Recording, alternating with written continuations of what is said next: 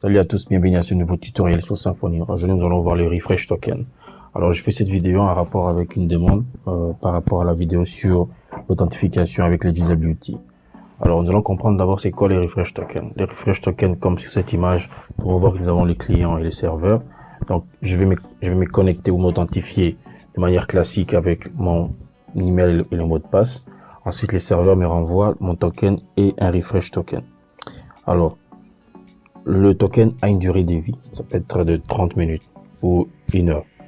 Lorsque mon token expire, si je vais continuer la navigation dans mon application, il me renverra la page du login parce que je suis automatiquement déconnecté. Alors, pour que je ne puisse pas à chaque fois connaître ces phénomènes, l'application, le client va rediriger l'utilisateur vers une route pour checker le refresh token. Alors, sur cette route-là, donc l'utilisateur va renvoyer le refresh token qu'on a enregistré au niveau du local storage, par exemple. Alors, lorsque le serveur va récupérer le refresh token qu'il reçoit, il va vérifier est-ce que ce refresh token est valide. S'il est valide, alors il va générer un token d'accès. C'est ce qu'on appelle le access token. Lorsqu'il reçoit il va lui renvoyer l'access token. Via cet access token, l'utilisateur peut continuer à se connecter dans l'application sans problème. Et ici, dans notre cas, ce refresh token ou cet access token sera toujours du type JWT. Donc, en gros, le principe est très simple. Je vais me connecter, j'insère mes identifiants, je reçois un token, je reçois un refresh token. Lorsque le token expire, l'application me permet de pouvoir récupérer un access token aussi longtemps que mon refresh token est valide. Si mon refresh token n'est plus valide, alors je vais refaire le process à zéro.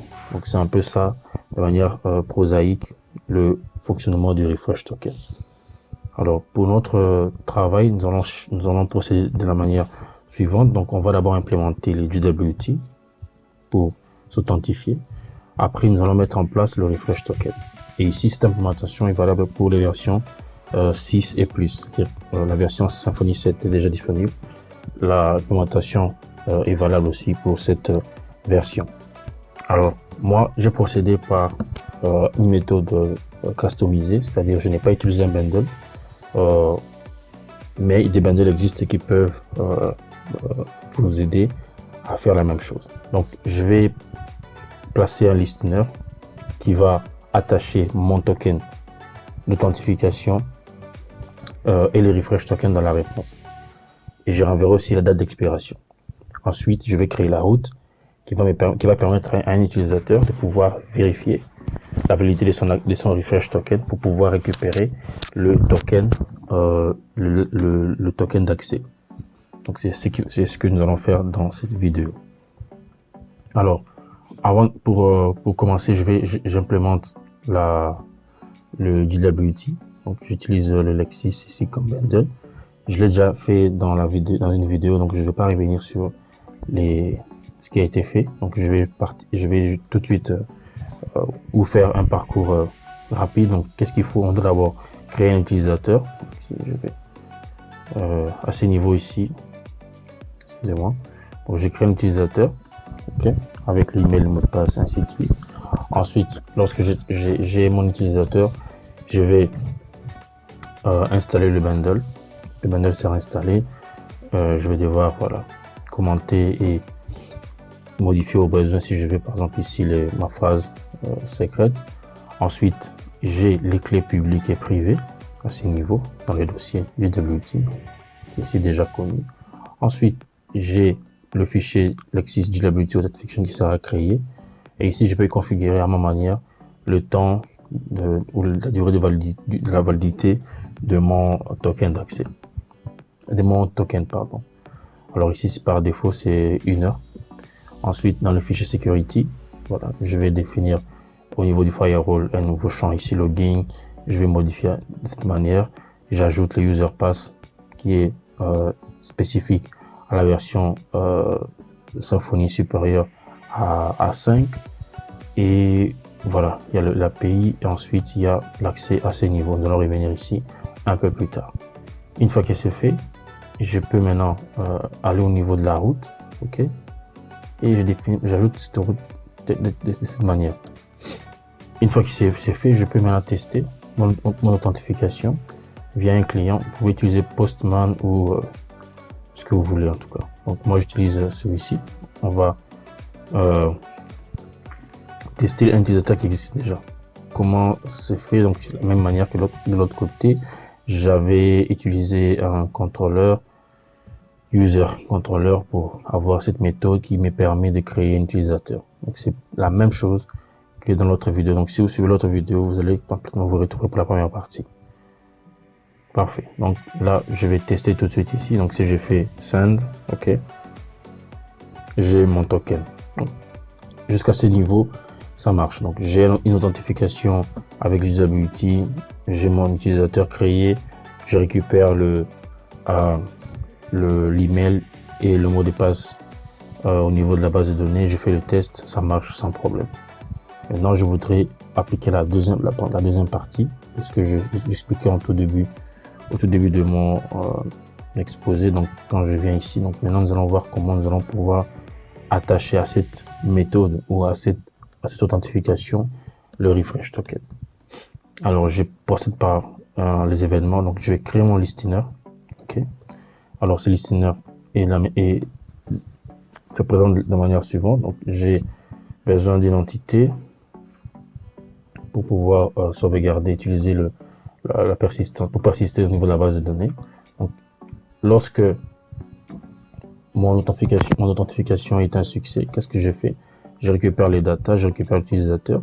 Donc il est de l'instance user. Ok. Si c'est pas le cas, je retourne. Donc je ne peux rien faire à ce niveau. Sinon, si c'est bon, alors ici je récupère selon ma logique le refresh token. Donc via une méthode generated refresh token que je définis un peu plus bas. Ensuite, qu'est-ce que j'ai fait? Je vais attacher ce refresh token à la réponse. Donc je l'ajoute dans le tableau data. Ensuite, je fais pareil aussi pour une date d'expiration. Donc ici, les refresh tokens a toujours une date d'expiration. Ça peut aller de 30 jours, voilà, à plus, comme vous voulez. Ensuite, je fais pareil, donc je le récupère aussi via une méthode que je définis un peu plus bas. Et je l'attache aussi à la réponse. Et je l'envoie sous un format Unix timestamp. Donc c'est un choix ici. Vous pouvez le garder en format classique, datetime, il n'y a pas de problème. Ensuite, je l'enregistre au niveau de la base de données. Donc je persiste le refresh token, la date d'expiration au niveau de ma base de données. Ensuite, je le renvoie dans mon événement dans la réponse. Donc ici, c'est juste une méthode privée qui me permet de créer ou de générer le token. Donc ici, on peut utiliser plusieurs, on peut le faire de plusieurs manières ou de plusieurs. C'est vraiment une méthode que l'on veut. Donc ici, c'est juste voilà un jeu de 32 bytes qui va à chaque fois être généré pour qui me servira des refresh tokens. Ensuite, c'est la méthode qui va l'enregistrer au niveau de la base de données. Donc, je vais créer une autre entité refresh token, une table. Comme on verra tout à l'heure, donc il y aura comme champ refresh token et username plus valide, on va le voir. Et j'enregistre le champ de l'utilisateur qui vient de se connecter. Ensuite, la date d'expiration, il fait pareil. Donc, il va aussi vérifier si le champ existe, le token existe. OK, le refresh token existe. Si ça existe, alors il va vérifier. Il récupère la date de validité. Si la date de validité n'existe pas, qu'est-ce qui va se passer? À ce niveau, si je renvoie juste une date, à partir de la date de la création de mon refresh token, j'ajoute 30 jours. OK, et je renvoie la réponse. C'est tout. Donc voilà un peu ce qui se passe, ce qui va faire mon listener à ce niveau ici. Parfait. Alors j'ai besoin bien évidemment de la table entité refresh token comme j'ai dit.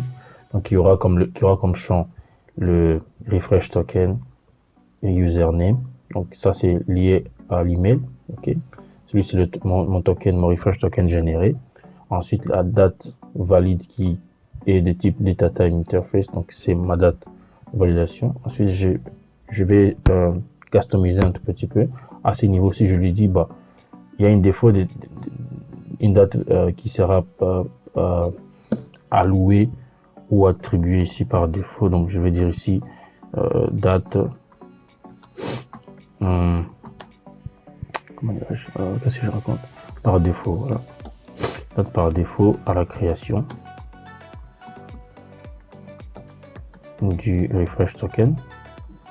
En fait j'ai mis en anglais et en français comme ça parce qu'il y a des personnes qui ne comprennent que l'anglais, donc ils peuvent lire et voir ce que j'ai fait. Voilà, donc comme ça on est multilingue dans notre tutoriel. Voilà, donc c'est juste ça. Et nous pouvons continuer. Ok, nous avons fini à ces niveaux-là. Maintenant, nous avons besoin de définir ces listeners, enregistrer pardon, au niveau de mon service. Donc au niveau du service ici, je vais devoir enregistrer le listener de cette manière ici. Donc je lui dis simplement que j'ai besoin de j'ai un nouveau event listener refresh token qui aura comme argument l'entity manager. Donc ici il nous permet de pouvoir persister le token dans la base de données, et le nom est comme suivant. L'event en question c'est un événement qui est attaché ici, c'est très important, au JWT parce que c'est ce dont il s'agit, et il va écouter la méthode la méthode onAuthentication success. Ok, donc c'est bon. Ensuite j'ai besoin je peux maintenant tester tranquillement, voir si ce que j'ai dit a marché. Donc j'aurais vu au niveau de mon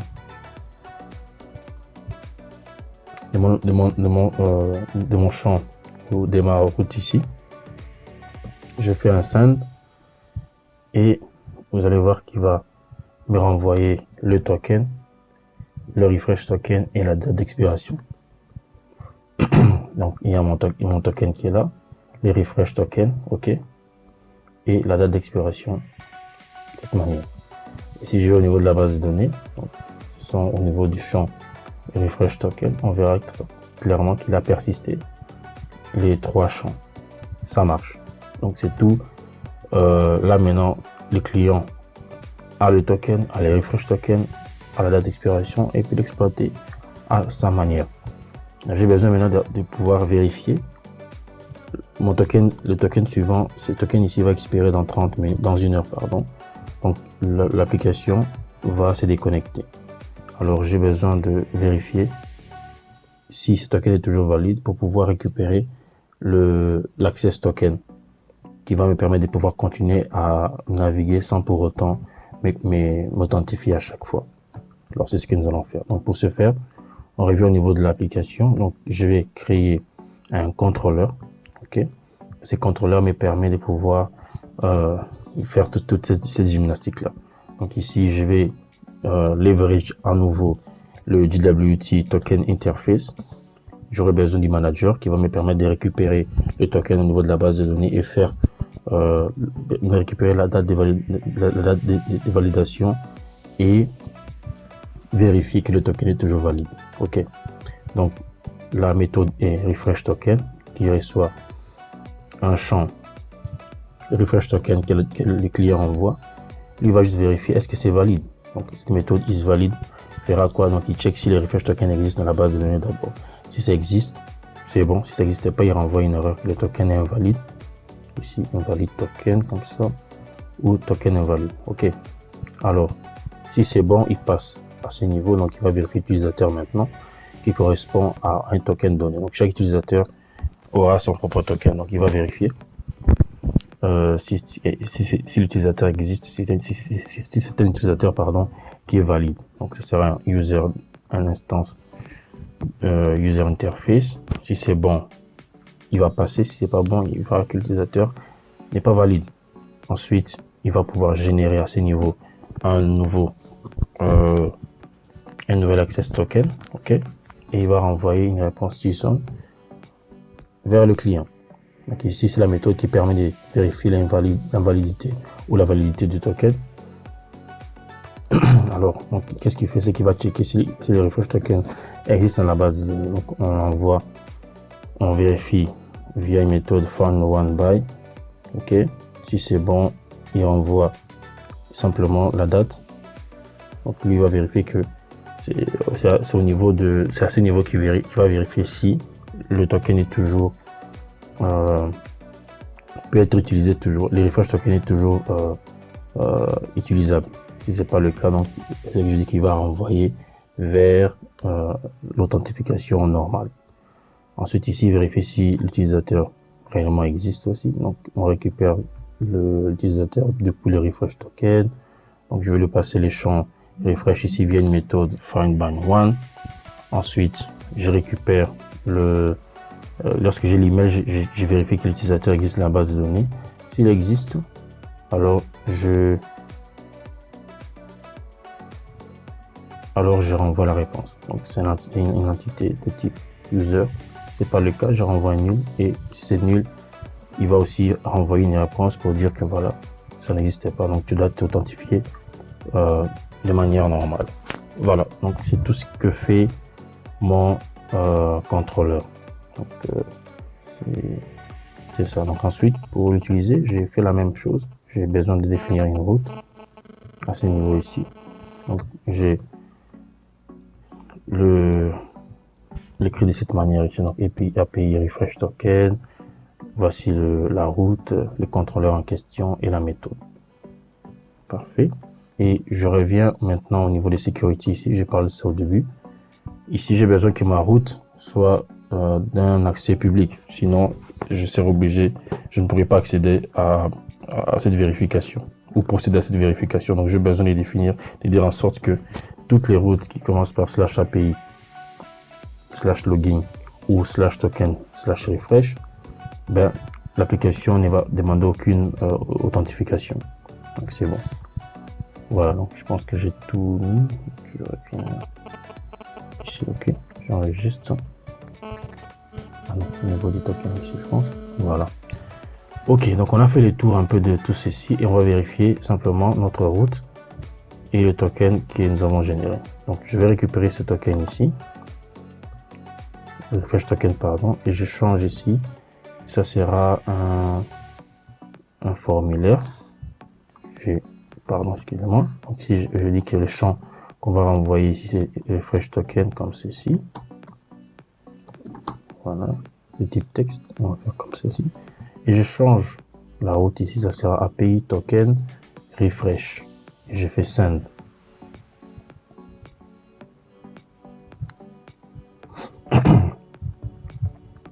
Et quand je fais send, qu'est-ce qu'il me fait? Lui, il me génère un nouveau token d'accès que je peux utiliser et continuer à naviguer dans mon application. Donc voilà un peu de quoi il s'agissait aujourd'hui. Donc on a vu comment on peut mettre en place un refresh token dans une application Symfony. Voilà. On est parti du JWT pour nous authentifier. Ensuite, on a ajouté à cette authentification les champs refresh token avec la date d'expiration qui va nous permettre de pouvoir récupérer un access token et continuer à naviguer dans l'application sans pour autant m'authentifier à chaque fois. Donc, voilà un peu. Je vous remercie pour cette vidéo et vous donne rendez-vous pour une prochaine.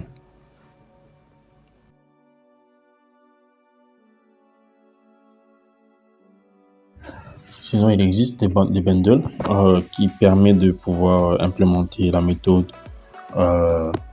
le concept du refresh token.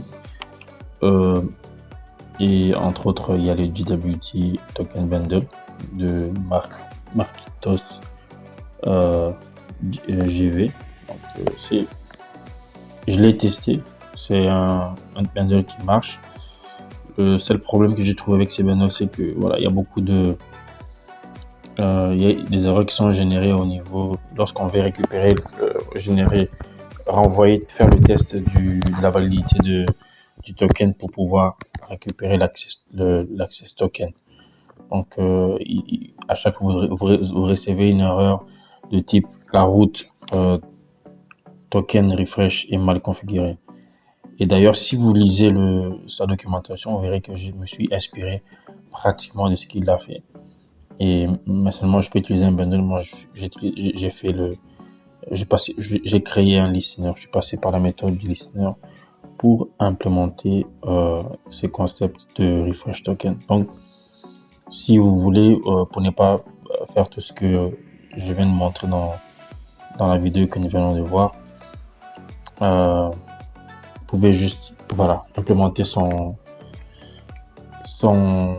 bundle et ça marchera aussi. Donc, il y a le concept aussi de l'API token invalide. Il y a beaucoup de choses qu'il a mis en place ici. Comme je dis, le seul problème que j'ai rencontré, c'est l'erreur de la route mal configurée. Donc, il y a plusieurs pistes de solutions au niveau du Stack Overflow. Donc, vous pouvez voir et utiliser l'une des méthodes si ça marche. J'ai pratiquement parcouru plusieurs suggestions, mais ça n'a pas marché. Donc, du coup, j'ai préféré faire ma méthode à moi, customiser